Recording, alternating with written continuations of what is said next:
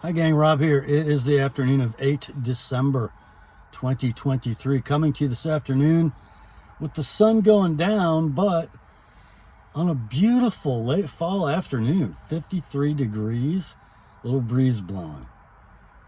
How you gonna beat that? So this is one of those Rob's driving around out in the country, listening to the stereo in the car. And he just had to pull over and make a videos. So,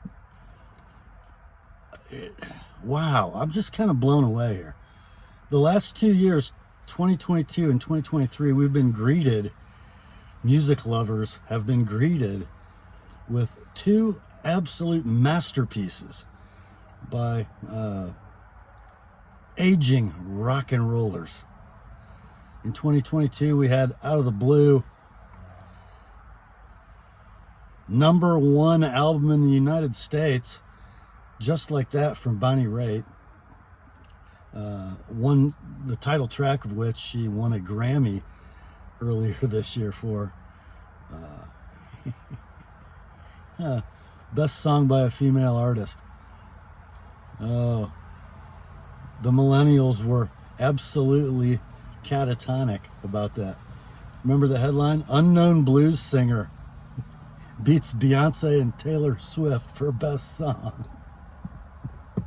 Unknown blues singer. Yeah, so that was 2022 bleeding over into 2023. And then this October, man, I had no idea till about 2 weeks ago that it existed. But that's what I was listening to today as I'm driving through the countryside of Northeast Indiana. The crops are in, the grasses are brown, but it was a beautiful day. And I'm listening to the new album by the Rolling Stones, Hackney Diamonds. So a couple weeks ago, I'm surfing YouTube and I saw some music channel that reviewed this album. And the guy had great things to say about it. So immediately I downloaded it from Apple Music and I've kind of been binge listening for over a week. Wow. Guys, if you thought the Rolling Stones fountain of creativity ended with Let It Bleed, and up till now you've had mountains of evidence to indicate that might be true, you are mistaken. I was mistaken. So let me tell you a little bit about my perspective on the Stones. First of all, they are the greatest rock and roll band of all time. I grew up in the 80s. I came of age in the 80s. Most of my rock and roll foundation was formed in the 80s. I grew up an AC/DC and Van Halen guy. And even then, in the early 80s, the Stones had cred. But those of us who were teenagers didn't really understand why. And I didn't become a huge Rolling Stones fan until I got some seasoning and perspective in my life. And the older I've gotten, the more important the Stones have become to me. But other than a couple good tracks on Tattoo You, it's been 40 years since they've done anything worth listening to as far as new music goes. And even touring, man, I'll tell you, 10 years ago, it was painful to watch a video of a Rolling Stones concert. Keith didn't sound very good. Mick's voice was always shot. So I noticed, though, maybe starting in about 2017, maybe around whatever Super Bowl it was that they played at, I noticed Keith had more energy and Mick sounded better. And I've sort of, I've watched a lot of Stones on YouTube the last couple of years, and they're not doing too bad. In their mid-70s, in the late 2010s, they still were doing good live shows. Lady Gaga would show up from time to time. But, I certainly wasn't expecting a new record. But we got a new record, guys. So they've been recording this thing since 2019. Charlie Watts plays on 2 tracks. Bill Wyman plays on 1 track, and that 1 track also has Charlie. Mick and Keith wrote every song on the record. A writing credit is given to Andrew Watt on a few songs. He's one of the 2 producers of this album. The only song that is not written by Jagger and Richards is the last song on the album, the Rolling Stone Blues and Old Muddy Waters standard, and how absolutely perfect. If this ends up being the last studio album by the Rolling Stones, you know, Mick and Keith both octogenarians now, how fitting would it be that the last song on the last studio album the Stones ever do would be a Muddy Waters song? If you're into early Stones, you know they were absolutely obsessed with Black American blues. And 2 guys from London of small means made themselves into blues musicians. Great blues musicians. So if that's one they end on, it's pretty good. So what else about this album? First of all, general characterization of the album. 12 songs. There are a couple blues songs.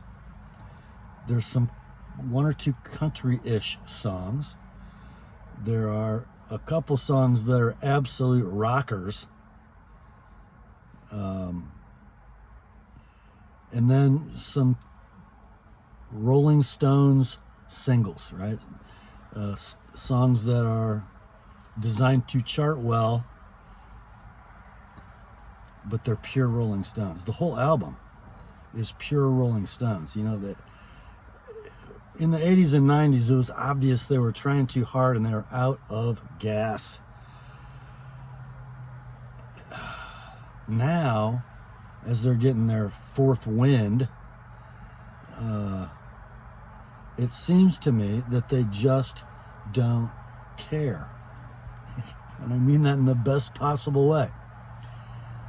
They're not trying to be relevant in the 80s. They're not caricatures of their former selves. They are just who they are. Man, the blues tunes and the country vibe tunes are just bare, naked, Rolling Stones songs, and they're so good. You know, the pop-ish, single-oriented songs are just perfectly crafted Rolling Stones songs. The rockers are like Hold My Beer songs. I mean, seriously, Hold My Beer songs. And the blues tunes are 1965 Rolling Stones. It's the best way I could describe their performance is that they're doing everything with the skill, the energy, and the passion that they played with in their 20s, but they're doing it from the perspective and experience level of 70s and 80-year-old men, who, by the way, make up the greatest rock and roll band ever. So how'd they play technically? Well, Keith and Ronnie are absolute magic together. Gee, I wonder why. There are songs when it's clearly Ronnie carrying the song on rhythm guitar and Keith just blowing in. At times only he knows to do it, and the contrast is there. Then there are times where you can't tell where Keith stops and Ronnie begins. And there are no guest guitars on the album. It's all those guys. Well, wait, there are a couple songs Mick plays guitar on as well. Guys, the songs are really, really good. Not the best songs I've ever heard them write. But they're really, really good. And the way that they're delivered, the way that they're executed it's perfection. Technically, though, the guitar work is, not only is it perfectly played with every bit of grit and soul that Ronnie Wood and Keith Richards can play, their choice of instruments, their tunings, the production, it's just amazing. Amazing. Let's talk about the drums. So, as I said, Charlie played on 2 of the tracks that were recorded before his death.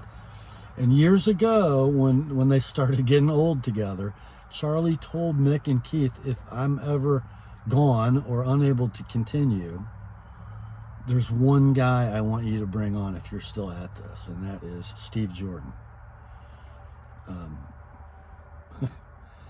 I guess generally regarded as a very sought-after studio drummer, but an amazing drummer. It's very hard to tell. I'm not going to tell you the 2 songs Charlie played on, and don't look before you play the album, because you're not going to be able to tell which songs are Steve and which songs are Charlie. So Bill Wyman did play on 1 song, but the bass guitar duties, I was pretty shocked as I was researching this. Ronnie and Keith, for the most part, with one exception, bass on 1 song is played by their bitterest rival. Paul McCartney plays bass on 1 song. There's some keyboard work, studio guys, and then Stevie Wonder, I believe, plays on 2 songs, plays piano, and then 1 song has Elton John playing piano. So I think Stevie might play some organ or keyboard as well. And then on 1 song, backing vocals are provided by Lady Gaga. Oh my gosh. Wow. She loves playing with those guys. Yeah, so, and it's pretty cool. If you didn't know that those guest stars were playing on the album, you could listen to it and not know. They're not intrusive. Their presence is humble and well crafted. Just a great. The album is just great in every way. And by the way, I believe it has reached #1 in 18 countries, but I think it peaked here at #3. What is wrong with us? What is wrong with us? Anyway, it was a good afternoon. Got done with work a little early and had some time just to take a drive and listen to some new Rolling Stones music. Yeah, and you got to listen to it. If you're of a certain age, or you know what, even if you are a 20-something and you love music, you love rock and roll, you need to go buy it or download it or stream it when you have some time to invest, because it is a masterpiece.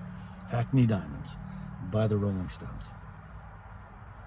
That's all for this one. Grace to you and peace, my friends, from God our Father and the Lord Jesus Christ. Remember, the word is sharp. I will talk to you soon.